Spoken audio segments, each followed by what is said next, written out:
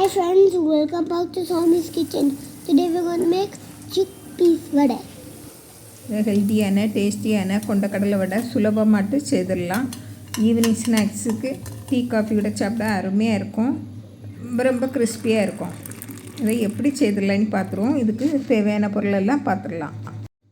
நான் ஒரு சின்ன கப்புக்கு ஒரு கப்பு கொண்டக்கடலை எடுத்து 8 மணிக்கூருக்கு முந்தி ஊறப்பட்டு வச்சுருக்கேன். நைட்டில் ஊறப்பட்டு காலையில் எடுத்து வச்சு ஃப்ரிட்ஜில் வச்சுக்கிடுங்க. சாயங்காலம் செய்திடலாம்.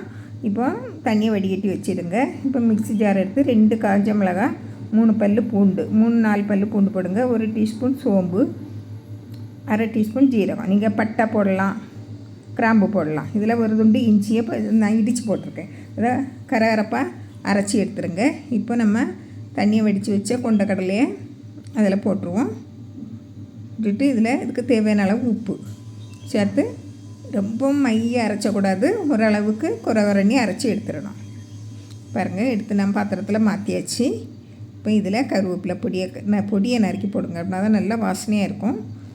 கொத்தமல்லி கீரை கொஞ்சம் நிறைய போடுங்க, ரொம்ப வாசனையாக இருக்கும். இப்போ 2 பச்சை மிளகாய், உங்களுக்கு காரத்துக்கு தேவையான அளவு பச்சை மிளகாய் போடுங்க.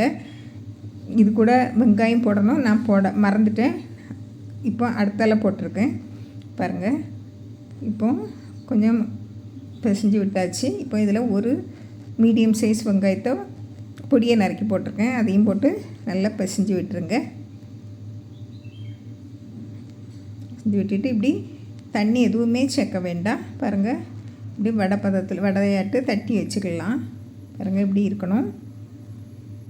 இப்போ முதல்ல நம்ம எல்லா மாவையும் உருண்டையாக பிடிச்சி வச்சுக்கணும். அப்படின்னா தான் சீக்கிரமாக நம்ம தட்டி எடுத்து எண்ணெயில் போட முடியும். பாருங்கள், இப்படி எல்லாமே நான் உருட்டி வச்சுருவேன்.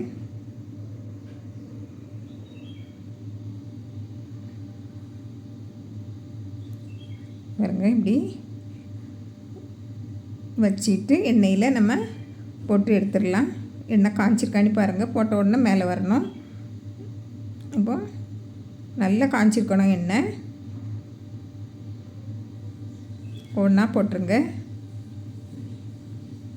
உடனே கரண்டியை விடாதுங்க. கொஞ்சம் மேலே தெளிஞ்சு வரட்டு. பாருங்கள், கொஞ்சம் நல்லா செவந்து வந்தோடனே திருப்பி போடுங்க. நீங்கள் அடுப்பை முதல்ல ஹை ஃப்ளேமில் வச்சு நல்லா காய வச்சுக்கிட்டு அடுத்தால மீடியம் ஃப்ளேமுக்கு மாற்றிடணும். அப்படின்னா தான் உள்ளேயும் நல்லா வெந்து வரும், எல்லா பக்கமும் கிறிஸ்பியாக வரும். பாருங்கள், மாற்றி மாற்றி திருப்பி போட்டுக்கிடுங்க. அப்படின்னா தான் 2 பக்கமும் ஒன்று போல் செவந்து வரும். பாருங்கள், கொஞ்சம் பபிள்ஸ் எல்லாம் அடங்கிட்டு இன்னும் ஒரு நிமிஷம்தான். பாருங்கள், நல்ல கலராக இருக்குது. பாருங்கள், நல்ல கிறிஸ்பியாக இருக்குது. இதே போல் எல்லாமே சுட்டி எடுத்துடலாம். சுலபமான முறையில் நம்ம டீ காஃபி கூட சாப்பிட்றதுக்கு அருமையான ஸ்நாக்ஸ் ரெடி. பாருங்கள், நான் இதை டீ கூட சாப்பிட வச்சுருக்கேன். ரொம்ப டேஸ்டியாக இருக்கும், ரொம்ப கிறிஸ்பியாட்டம் இருக்கும். பாருங்கள், நான் ஒன்று எடுத்து காணிச்சேன்.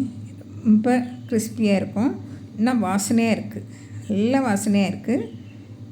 எண்ணெயும் குடிக்காது. பாருங்கள், ஒரு எள்ளு போல் எண்ணெய் குடிக்கல. இதே போல் நீங்களும் செய்து பாருங்கள்.